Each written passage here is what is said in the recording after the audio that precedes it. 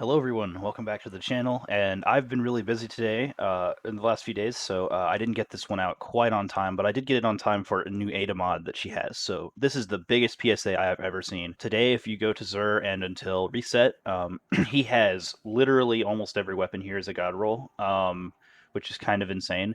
Dire Promise, for instance, I went flawless with this on Friday, with not this weapon, but a very similar roll or a very similar hand cannon.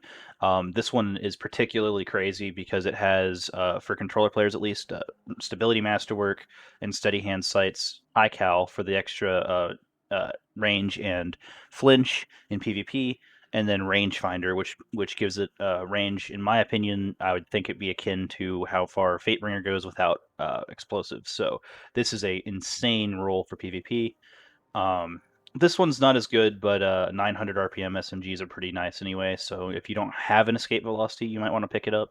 Um, but nothing like this roll. This roll is crazy already. I picked this up myself. Grave Robber Vorpal weapon. So it's a reload perk. You get a melee kill and it reloads the weapon.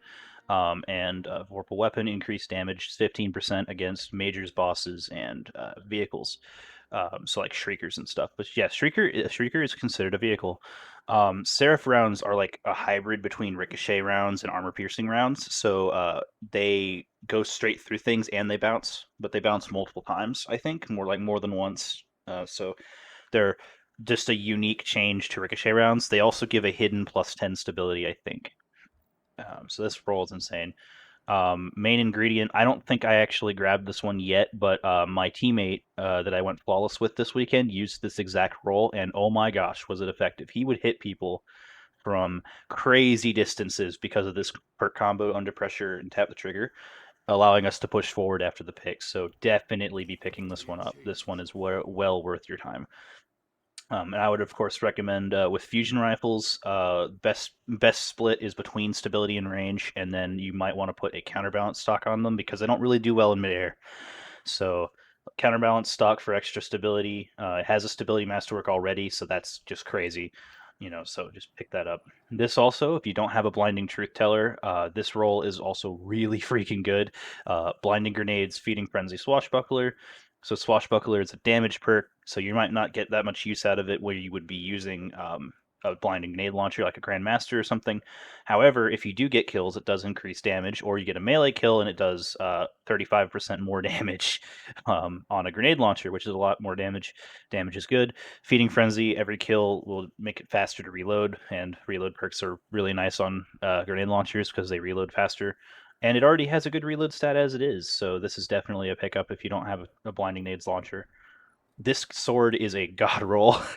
I don't know why he has so many good things right now, but this sword is insane. Relentless, Whirlwind, Sword Masters, and Jagged. So that's the god four, the god roll for the sword. And this sword was actually like, I think it was sunset until it shows Season of Arrivals, but I don't think this was in the loot pool at all. So this is the first time we've seen this since Forsaken, really.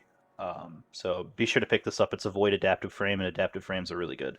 And then this bottom dollar, if you've never really felt like playing Gambit, or you've gotten some bottom dollars and never gotten a good roll, this one's not bad. Outlaw Dragonfly. Dragonfly is cool because, explosions, and it's a 120, so 120s are pretty nice in PvP, and they hit really hard in PvE, plus reload perks, so that's good. So I'd grab that too.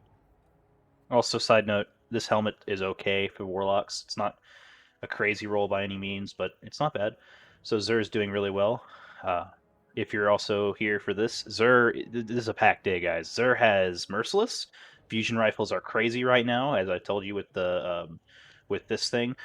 Fusion rifles are crazy right now. This weapon ramps up as it gets as it doesn't get kills. So if you're hitting a boss, it'll go shot and then shot, shot, shot, shot, shot until it runs out and you reload and you do it again. And so it hits really hard and really fast. That's really nice.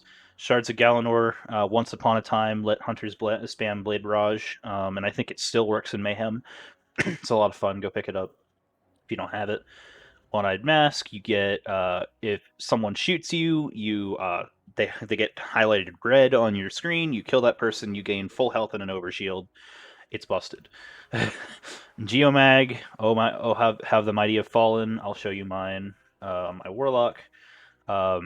This armor piece is was my go-to before they nerfed the sprint thing for Grandmasters, because what you could do is you could sprint into a wall, hop over, and burn down a boss or a champion, and help your team burn down a champion or something. Damaging targets with Chaos Reach does still extend duration with this, so I might still run it anyway if I'm running Beam.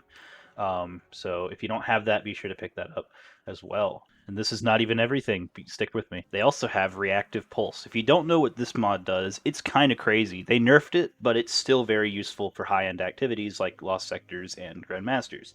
So when you're charged with light, you take damage while surrounded by combatants, and you do this like Warmind Cell arc burst thing. So it used to be it was like you literally were a Warmind Cell, so you get a charge with light mod and like a thrall hits you or you get shot by someone and you just do this big blast and kill everything around you. And if you're a Warlock and you're using Devour, it procs Devour. It will pop shields because it is arc damage.